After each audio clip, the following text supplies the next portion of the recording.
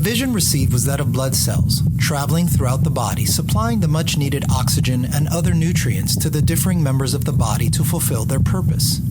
Once the blood cells are spent, they must return back to the heart to be refilled before being sent out again and fulfill their purpose. Hello, brothers and sisters, friends of our Father's heart. I wanted to give a short introduction to kind of explain why I wanted to do this next series that is titled Life in the Supernatural. I met a brother in Christ over 20 plus years ago online, and the relationship that I've had with him, that I've developed with him over those many years, probably almost as long as I've been married, it's just made an impact on me spiritually. And it's been, I believe, a divine appointment for the Lord to kind of steer me in a direction that he wanted me to go. And my brother released a book within the last few years called Life in the Supernatural: Signs, Wonders, and Miracles in the Life of Rayford Strange. And when I read this book a few years ago, it made an impact on me and caused a hunger and thirst for more of the Lord and what he's capable and able and wanting to do in my life. And I believe that that impact can be spread further and wider. And so I wanted to give my brother a opportunity and a platform to reach a different audience than maybe what he's already connected with, in the hopes that his testimonies would also have a desired impact on the lives of other listeners. If you've listened to our Father's Heart for any period of time, you'll know that I believe that the testimony of Jesus in our life is a spirit of prophecy unto others. And so with that in mind, I hope and pray that the next few podcasts over the course of the next few weeks in July would really be a blessing to you and would really prompt you, would really, I don't want to say push you, but just maybe be a catalyst in you to really press in and seek God in a much deeper, more intimate, more desperate way. Because Jesus did say, "Greater works than these ye shall do." And I don't believe that the miracles and wonders and signs that followed the apostles confirming the word that they were speaking in the first century ceased. I believe God is doing today and has been doing for the last 2,000 years the same things that he was doing in the first century. So I hope that these next few podcasts will be a blessing to you as you listen, but more so in applying and doing the word that he's already given to us. Well, I want to welcome everyone to our podcast, and this is going to be a special podcast for all of you that are listening, that are faithfully coming and listening week after week. But this particular series is a special one for me because I get to introduce to you to two people that are very special to me. And it's a very interesting way that I've gotten to know them over the course of the last 10, 20 years. But my wife has come to know them as well, and she's here with me. So we're going to have all four of us here. But I want to introduce to you to a very strange family. Mm-hmm. And they happen to be named Rayford and Marie Strange. And I'm going to, since you guys have never met them, and I know them, but I hope that by the end of this podcast, you will come to know them and realize what a blessing they are to the body of Christ. I'm going to kind of introduce you to them by using something that they wrote in a book that they released in 2019 called Life in the Supernatural. And that's going to be what this series is called for however long it's going to be. We're just going to call this Life in the Supernatural. And it's about the signs and the wonders and the miracles in the life of, the title of the book is For Rayford Strange, but it's really Rayford and Marie's, because she's got some incredible testimonies herein as well. So let me just read you a little bit about our special guest. He was born in 1940, and you can jump in and correct me if I'm wrong, but I'm reading it straight from your book, so I doubt it's wrong. And he was born in Northeast Louisiana, Pentecostal pastor and cotton farmer. That was his father. And his dad said that they were so poor that they did not know when the Depression came or when it left. So he doesn't come from, high and lofty, richness, but he does come from a humble richness of spirit. And it's one of the things that really drew my attention to him. But he said here that nevertheless, his home, his upbringing in which he grew up was bathed in the sounds of daily prayer, and that sometimes very often went late into the night. This particular guest that we have is moved to New Orleans when he was still young. He graduated from Warren Easton High School, and he went into the United States Air Force, and he served in the military. And did you serve there for 9 years? For 9 years, he was in the Air Force, and he traveled the world in various different places. His last assignment was in Vietnam, and he served a 1-year tour of duty before being discharged in February 1967. So for all you mathematicians out there and you're trying to figure out, gosh, how old are these people? Well, we'll get to that a little bit later, but that'll give you some idea. And he got out of the Air Force, and then he was able to raise his 2 daughters. He had 2 daughters while he was in the Air Force, and after he came out of the Air Force, he then had 4 boys. So they've had 6 children. And he's been around the world preaching the gospel, both in Japan, is that right? And Vietnam, and obviously the United States of America. I think you said Mexico? And so we might get into all of that as we go along. Burma. And Burma, Kenya, that's right. And Europe, everywhere. He says here that he's never been a part or felt led to join any denomination. And every time he's entertained that thought, he's felt a constraint not to. He said he's been very independent and he's always maintained a proper spiritual leadership. And so for many years, he has actually been under the leadership of Pastor James L. Kilgore. If you're apostolic Pentecostal, you probably recognize that name, and that's already perked up your ears that you might want to listen now because you actually know that name. But he was also, before that, under another pastor that many of you old-timers might know, Pastor G.A. Mangum of Alexandria, Louisiana. And that was before 1962? No.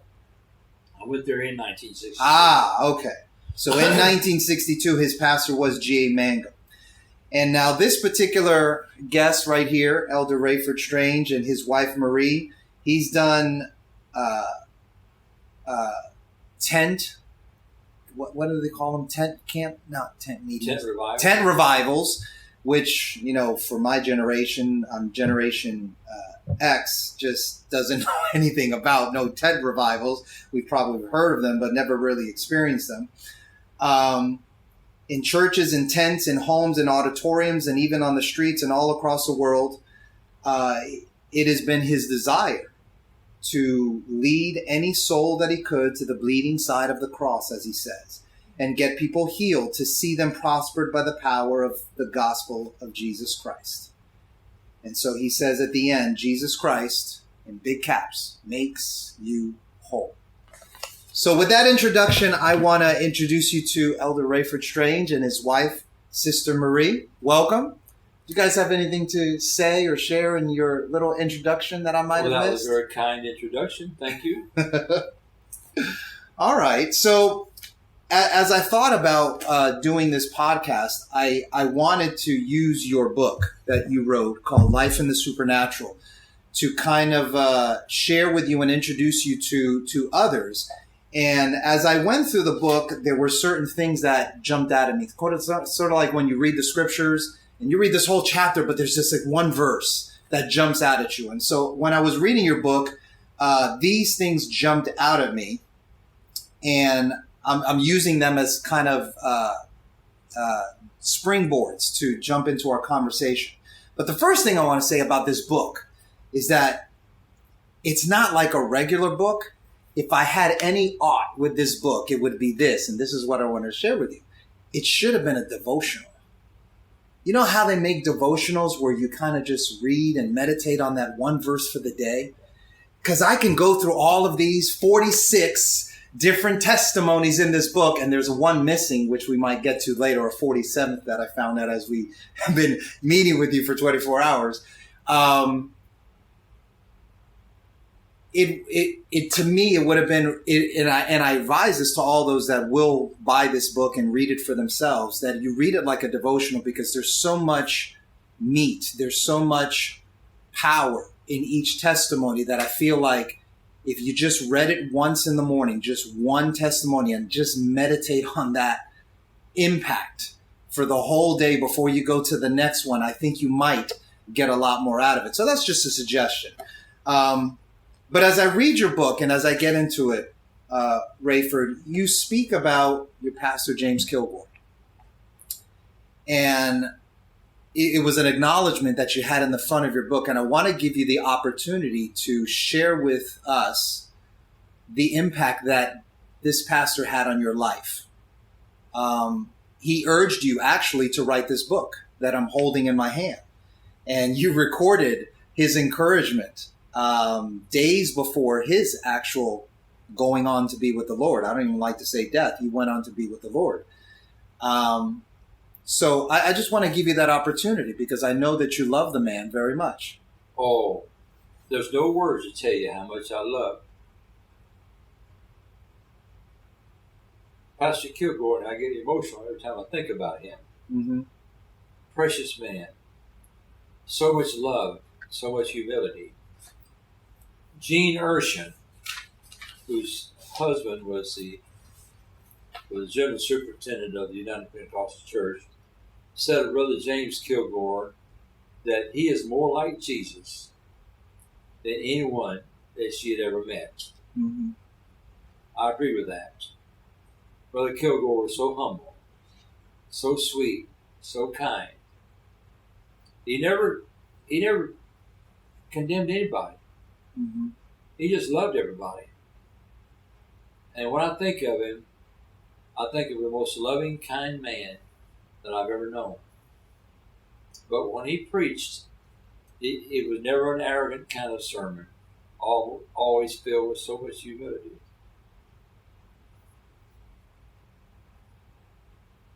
And I miss him so much even today. Mm-hmm. Sometimes tears come to my eyes when I think of him.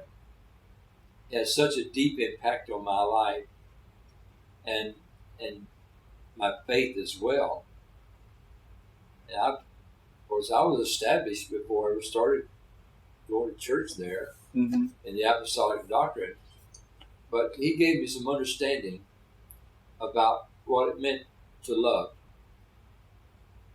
And he brought me a long ways because I was very adamant about apostolic doctrine. Mm-hmm. But then meeting him, not that I became less adamant, but this component of love was mixed with it. And it's really impacted my life very deeply. What year did you get to meet him or start to know him? Many, many years ago. But only when we moved to Houston, that was like I forget, early part of 1980. Okay. We started going to church there. Well, we started going to another church first. Right. Pastored by Brother Carl Monroe Denny. The only reason we went there is because that was just a few blocks from where we lived. But as time moved on, we felt more led to go to Life Tabernacle, even though it's some 30, 40 minutes away, maybe not quite that far, maybe 30 minutes away, and started going to church there regularly. And that became my church for many years, from late 80s to right up until very close to, well, before he died. His son took the church, and of course this time we had moved out here. Right. And so, anyway, the man has such a tremendous impact, and I loved his ministry. It's just, you couldn't help but to love it, because he was just so humble. Even in the pulpit, just people drawn to him. That's how I was able to build that church so much love. One time, we went out to eat. He used to call me every now and then, every once in a while. But Brother Strange, meet me at the church. I'm going to take you out to lunch. And so I'd go meet him at the church, and we'd go out to some pretty nice restaurants, and we'd eat. And sometimes we'd sit there for maybe an hour after we got finished eating, just talking. Right. So one day I said, Brother Kilgore, I'm going to tell you how I see that you built this big, beautiful church of hundreds and hundreds, thousands members. And he said, well, how did I do it? I will tell you how I see it. I said, I've watched it over the years, many years. It never fails to happen. You could be talking to Brother Beckton, who was at that time the General Secretary of the UPC. And if a little boy come up behind, a little girl come up behind you, jerk on your coat tail, I don't care how serious that conversation was, or how deep it was with Brother Beckton or any other official, high authority or anything, the conversation was over. Your attention then was devoted to little Susie, to little Johnny. And you would make over that little child. And when he or she walked away, she'd feel like the queen of the world. And he'd feel like he was something special. And usually there'd be a line of them line up behind them, and you would take your time and devote to every one of them. Just showed your love on those little children. Well, when Sunday morning comes, guess where little Susie's going to be? Whether mommy or daddy wants to go or not, somehow or another, she's going to get to Sunday school. Well, little Susie and little Johnny would lead mom and dad to church. And that would lead grandma and grandpa, that'd lead aunts and uncles and different ones to church. Because little Susie is not going to miss Sunday school. Because she wants to go and jerk over the Kilgore's coat one more time. I said, that's how you've been able to build this big church, those little children, showing that love. And of course, they grew up in a church with the same love, from a little child up to a grown age, become parents to their, and even grandparents. Yeah. So he served as pastor for a long time. Long time, yeah. He went there in 1954, I believe it was. Oh, wow. So at least 2 to 3 generations he was there. Yeah. I'll never forget. In fact, that was the same general conference that he was at, where Brother Glass preached a message. I forget the name of it. And he turned to his wife and said, God is calling us to Houston, Texas. What would you say if we sold a car, sold everything we had, put it in missions, sold everything they had, all their possessions, sold it, gave it to missions, and moved to Houston, Texas. At that time, they were pastoring in Paris, Texas.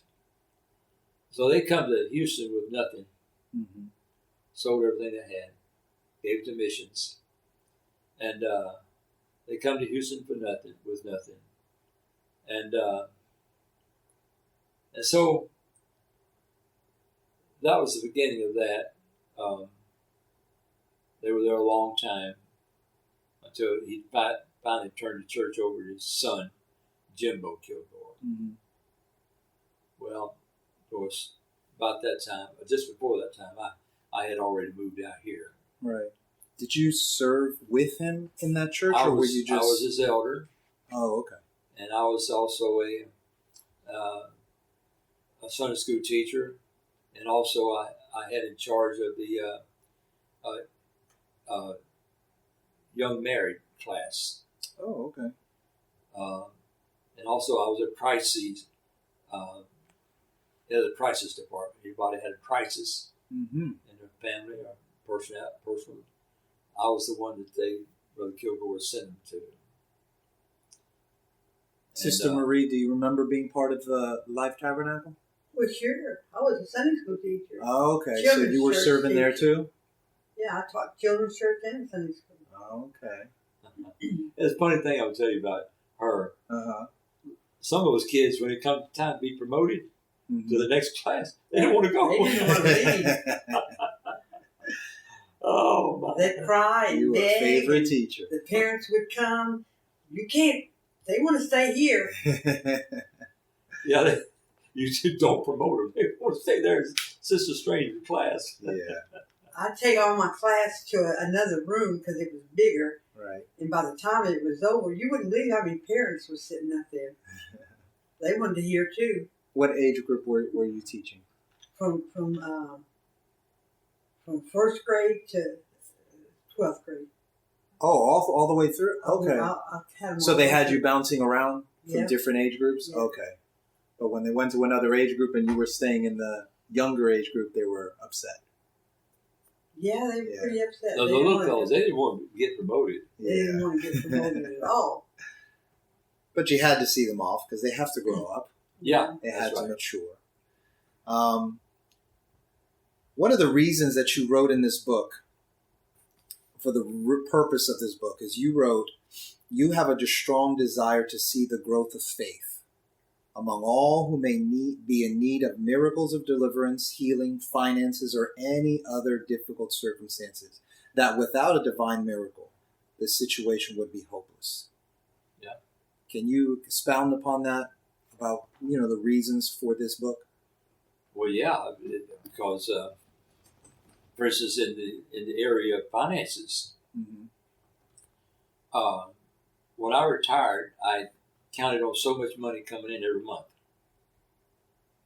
And I had an agreement with someone with so much money, which would be my retirement.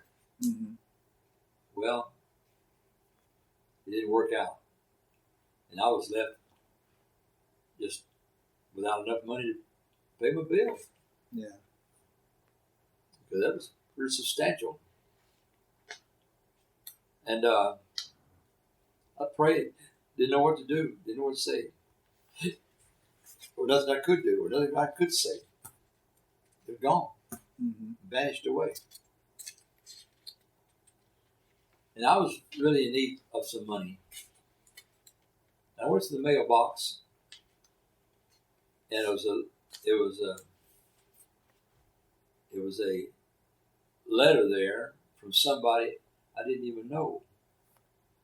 The name was Adriana Rodriguez. Hmm. I didn't know anybody named Adriana Rodriguez. And so I opened the letter, and she said how much she appreciated me. She felt led to insert this check. I looked at it. I started crying. I come home and walked in the back there where Marie was. I said, "Look at this. Somebody sent me $2,000. Yeah. That time it was a lot of money, and more than took care of everything I needed. Mm-hmm. From that point on, see, God spoke to me and said, I am your source. That you depended on for your retirement, not your source. I am your source. And so that refocused me there. Mm-hmm. I don't care what promises anybody makes to me. He is my source. Of course, I get Social Security now that I'm almost 82. Mm-hmm. And you might say, materially, that's my source. No. With Social Security or without Social Security, that's not my source. My source is from Him who provides, Jehovah Jireh. Amen. He's my source. Social Security will fold up tomorrow, but heaven is not going to fold up tomorrow. God's riches is not going to, God is not going to go bankrupt tomorrow. Mm-hmm. He's still my source, our source. And so, little by little, I've learned, let my entire trust be upon Him. And I didn't know where I was going to get the money to. I felt led to conduct a tent crusade in a certain city, and I didn't have enough money for it. Mm-hmm. Someone drove all the way from Madison, Mississippi, and met me at my daughter's home in Fort Worth and brought a $10,000 check to me. Wow. More than enough to take care of the advertising and various things I needed, put up my tent crusade. And I had money left over, a good bit of money left over, and I've been able to buy some equipment with it and various things. So many times these things happen to me. I was out on the field one time, and a lot of expenses out there.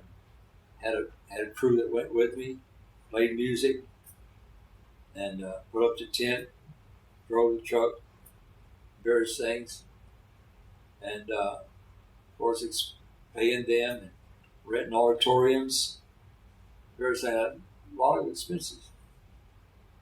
And so I'll never forget, I went to a church in South West Louisiana Mm-hmm. to preach. And a businessman came up to me after church and said, "Brother Strange, here's my checkbook. God told me to give you my checkbook, that you write out a check for what you needed." I shut one eye and I looked at that dude and said, "You just don't know." And so, Lord, lead me. You know what I need.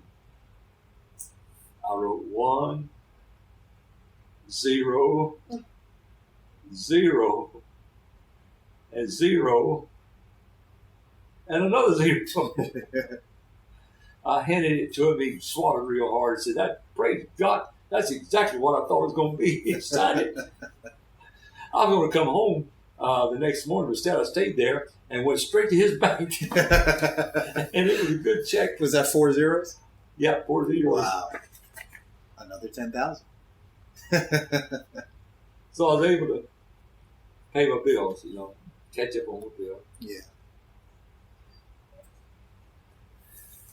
One of the reasons, Sister Marie, because you asked, what are we going to do, that I wanted to do what I'm doing with you right now is because I read this and it jumped out at me. Your husband wrote in the preface of his book, "After I pass on into eternity, it will not be permissible to return to this life for the purpose of giving God the glory due to Him.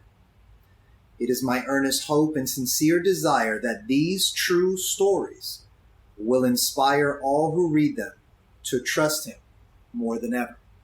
For whatever reason, I don't know if people are reading the book. So I wanted to kind of help in you kind of fulfilling and leaving this legacy.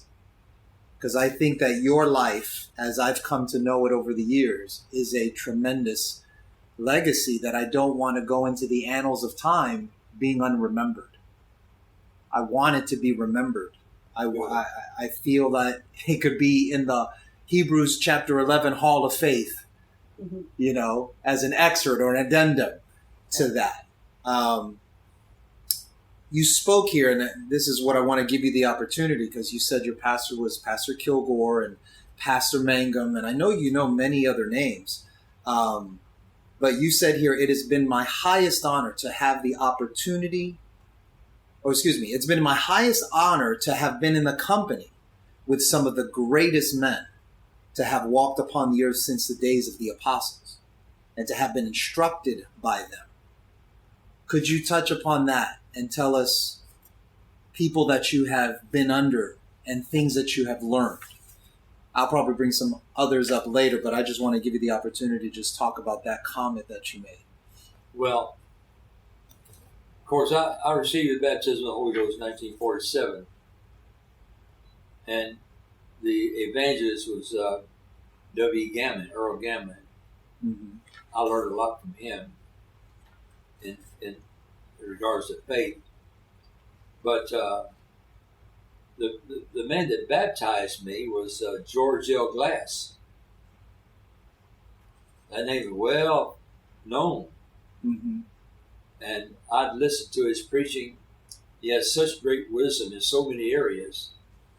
And he's really helped me throughout my lifetime, younger lifetime, with some of the preaching that he has preached.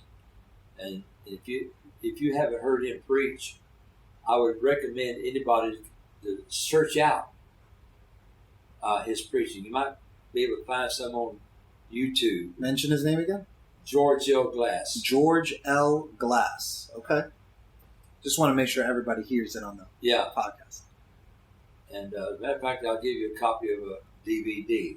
Okay. That he preached. It made a tremendous impact upon me. And the name of that message, he preached there at Light Tabernacle, where I was an elder. Oh, he did. Yeah.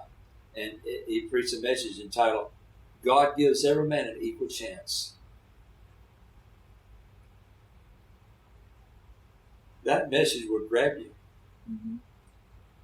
Oh. And I have given a lot of CDs away to different people. And so it'll get a hold of you. That message will get a hold of you. If you let it just play out all the way through. Mm-hmm. I gave another one the other day. I'm still giving them out. He preached some of the greatest preaching you've ever heard in Apostolic Pentecost. Mm-hmm. George L. Glass Sr. And of course, there's been a lot of people that's had my boyhood pastor, G.A. Mangan, had a tremendous impact on my life. He was apostolic to the core of his bones, mm-hmm. down to the marrow of his bones. Strong apostolic, uncompromising, strong in faith, be yet tender in love. Now, I'm kind of an aberrant. I'm kind of an odd fellow. Peculiar. Might even say strange. Strange. Because I heard a man on the radio one time. This is right after I come back from Vietnam. And he was singing a song, Sold Out. I'm sold out to follow the Lord. It may cost me all I own to walk with Jesus all alone, but I'm sold out to follow the Lord. He'd play his guitar and he'd cry on the radio. Mm-hmm. I'm sold out to follow Jesus. And I don't care what mistakes he made in latter life. That's beside the point. And I don't want to even mention it. And I don't know anything about it personally. But I know that got a hold of me. And I had to get acquainted with that ministry. He had a large tent ministry. And I've seen that man fast, and I see him pray all night long. And I watched his life very carefully. He was a holiness preacher, and he was a Jesus name preacher. Although he'd been in the Assemblies of God, later in the Church of God, and finally he just got sick of all those denominations, every one of them. As I have become sick of them too. And But I started following him. In fact, I went to a meeting in Mobile, Alabama. Huge tent there. People, thousands of people packed out that tent. He come to me and asked me if I'd like to work for him. And I said yes. So I have been criticized about it a lot, but I walked away from my whole family, trusting God. Completely left us. Completely left us. I was sold out to. You mean you were already married? Had children. You already had children? 5 children. And you did what? He left us. I walked away. He left us But I completely. knew that God was going to take care of him, and he did, miraculously. And that's another area of story altogether. Mm-hmm. But anyway, that man had such a tremendous impact. He preached 3 times a day, sometimes for 2 or 3 hours at a time. And I've seen him preach so hard he passed out on the platform, they have to pack him out. He was so given over to God. And then pray all night long too. I never seen anybody like him. What was his name? Well, I really don't want to, because he later Oh, okay, no problem. made mistakes in his life, so I understand. Gotcha. And I could be criticized for having followed him. Mm-hmm. But whatever mistakes he made in life later on, I gathered so much from him Mm-hmm. in the area of faith, healing, miracles, and things like that. So I saw principles the of most faith, incredible healing, thing. and miracles. Okay. Yeah, I saw the most incredible things. But before I met him, though, when I came back from Vietnam, I was really hungry Mm-hmm. to be in church. There was no church anywhere. This is February 1967.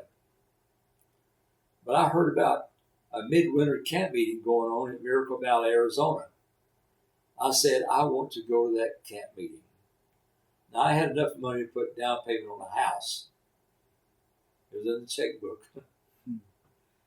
And so I want to save every penny that I could.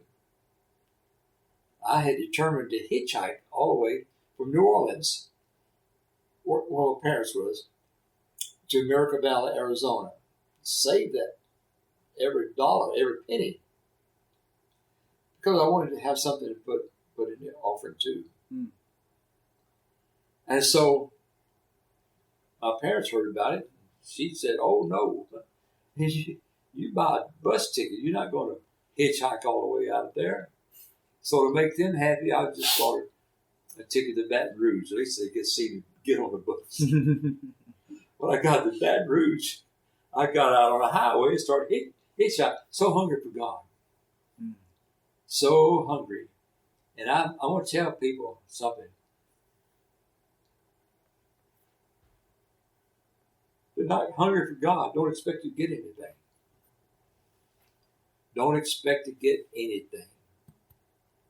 But when that insatiable, that driving hunger gets a hold of you, you're going to get something from God. Mm-hmm. And so I hitchhiked out there, and I'll never forget, I got out there in New Mexico on that desert, and it was the wind blowing, it's freezing cold. Must have been 40 below zero. Of course, I'm exaggerating now, but and I didn't have a whole lot of clothes on, warm clothes. And there was a train depot right there beside the highway, and I get behind that depot, and I was, trying to stay warm as I could. Late at night, and I could hear a car coming miles before it got there. Mm-hmm. And I'd get out there with my thumb and I'd get ready. And sure enough, after a while, I'd see the headlights coming, they get closer and closer, and then pass me by. Mm-hmm. And so there they went. I get behind that train depot again and just wait. After a while, here come, and I got up there and wait for them. And it was a bus loaded, it was a Volkswagen bus loaded down with a bunch of hippies, all on marijuana. Oh, no. I didn't care. They had that Volkswagen bus filled up with smoke. And so one of them says, "Can you drive?" I said, yeah, I can drive. This time I'm getting high. And so I got over there behind the steering wheel while the rest of them got in and was asleep. And I put the pedal down to the metal. I mean, I made that Volkswagen engine scream. I got on down the highway now. But I got to Miracle Valley, Arizona. And so they was on their way to Los Angeles, I believe. But I turned off the Route 66 and went on down to Miracle Valley. And I got out and said, thank you for the ride. They said, where are we? I said, well, Route 66 is about so many, I forget, a bunch of miles back up that way. I said, well, what are we doing down here? I said, well, I mean, I knew where I was going. I didn't know where y'all was going. so thank you for the ride. I got there. But oh my, I got so much out of that meeting. Mm-hmm. Brother Allen was a supernatural minister. Brother Allen? A. Allen. I think I've seen that at offers. A. Allen. Okay. And I saw the most incredible miracles. Yeah. I saw arms grow out. I saw short legs grow out. I saw blind eyes. I mean, no sight at all, just a white eye. Really? And God create a pupil in that eye. Wow. Well, let me back that up a little bit. I saw Ronald Cohen and how he lost his entire eye. Lost his entire eye. Is that our phone? Yes. Yeah. Just a socket there. You want me to go get it? Or? Yeah, well, you can't if you want to. Can you answer? But he could read and see out of that. Can you answer, Rayford? It ain't reading here. What phone is it? So we'll pause right there and get back to this story. All right, so you were talking about a blind eye. Yeah. Then something got reconstructed. Brother Ronald Cohen. There you go. That's the name. He had a splinter get in his eye, and he lost his eyeball. They had to take the whole eyeball out. But yet I saw the man tape up his good eye, and he could just see perfectly out of that just blank hole, that socket. And that was so phenomenal that he was featured on ABC News, and he demonstrated that he could see, and science says that's impossible. And so anyway, in that meeting with Brother Allen, I saw so many great miracles, and it just did something for my faith. I know that if God can work like that and does work like that under A. Allen tent, he'll work like that under my tent. And he did. God showed up and did some of the most miraculous things you can imagine. So that's how God thrusted you into a ministry of your own, where you were moving in those supernatural things. That's right. That first fellow I was talking about, whose name I didn't mention, he did an awful lot. And of course, I used to listen to William Branham a lot. Okay. I know that. I've heard that name. Now, he really inspired me to believe God. And I would listen to his tapes and just stay up and cry and pray all night long. So much love. When we first got married, he never slept. He stayed up listening to those tapes and praying. And praying.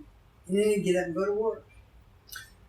Let me ask you this, because I want to go back to this, because, our podcast, we there's a lot of teachings going on, but we also do testimonies of sharing our lives. So I want to go back to this because it makes it really impactful. You said you came back from Vietnam, and you said you had a hunger for God.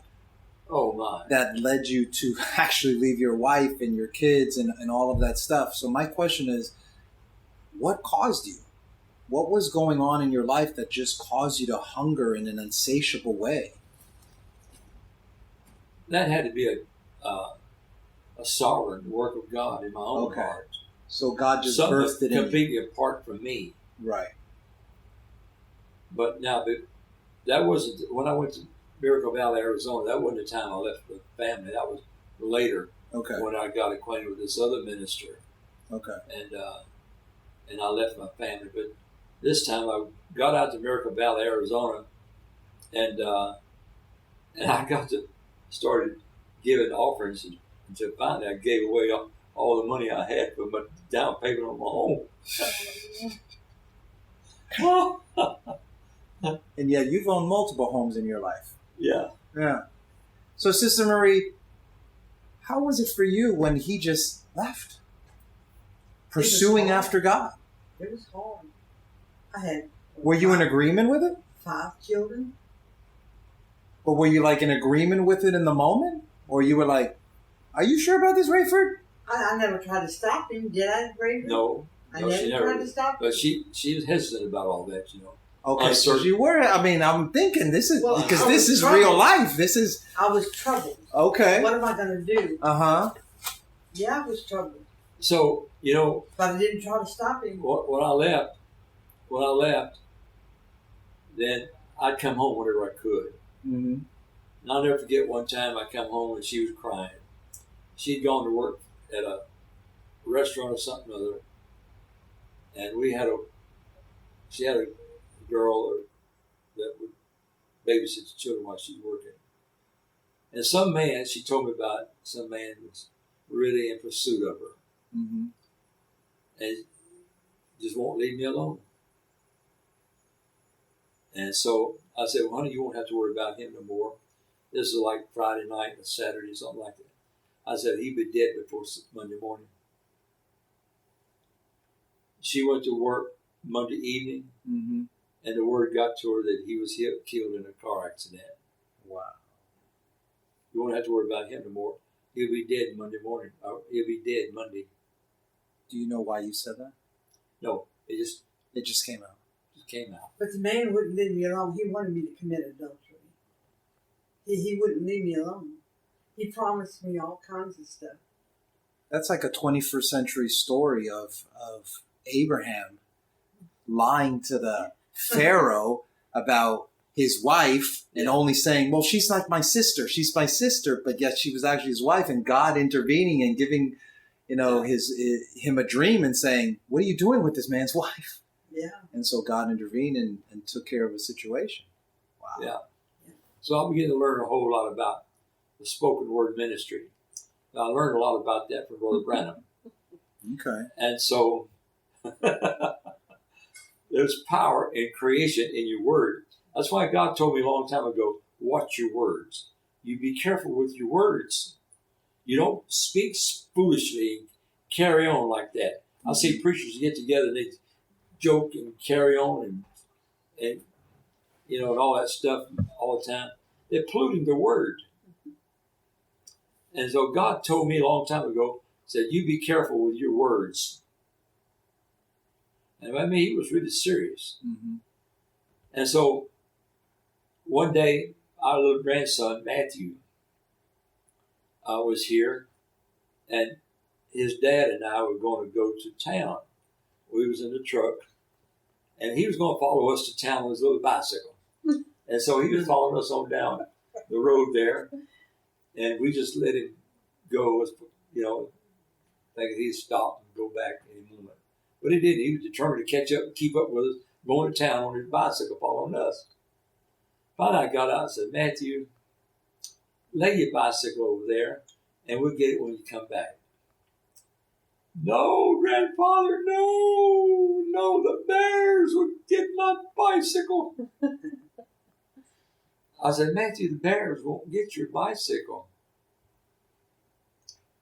Yeah, grandfather, the bears will get my bicycle. I said, Matthew, no, the bears will not get your bicycles. The rabbits will protect your bicycle. And that was good enough for him. And so that was good enough for him. We got him went on to town. But now listen, you seldom ever see a rabbit. Now, we got them out here. But hardly ever will you see a rabbit. You see a rabbit, you'd have to go hunting for one. And doubtfully you'd see one then. Yeah. But we went on to town, got back, and that bicycle was surrounded with rabbits. They were watching his bicycle. Matthew will never forget that. He'll never forget that. So another example of the power of the creative word. Another example. And so I've seen that over the years, But it's not like the Lord told you. No. You just sort of just spoke it out in the moment. Just spoke it, Why God said, you be careful your words. Don't pollute your words. Your words become my words, or my words become your words. Thus is the ministry of our Father's heart through us. Our utmost desire is to be in the Father's heart, to know the Father's heart, and express the Father's heart to you. If you appreciate listening to this podcast and were blessed, pass it along to someone else by text, email, or word of mouth in the hopes that they might be positively impacted as you were. If you are interested in supporting our efforts, we would ask you to consider the following. 1, pray for us. 2, leave a positive rating or review with whomever you listen to our podcast with. And 3, if you desire to contribute monetarily, you can do so at paypal.me/JBenJesus or Cash App $JBenJesus or Venmo JBenJesus. That's JBenJesus. God bless.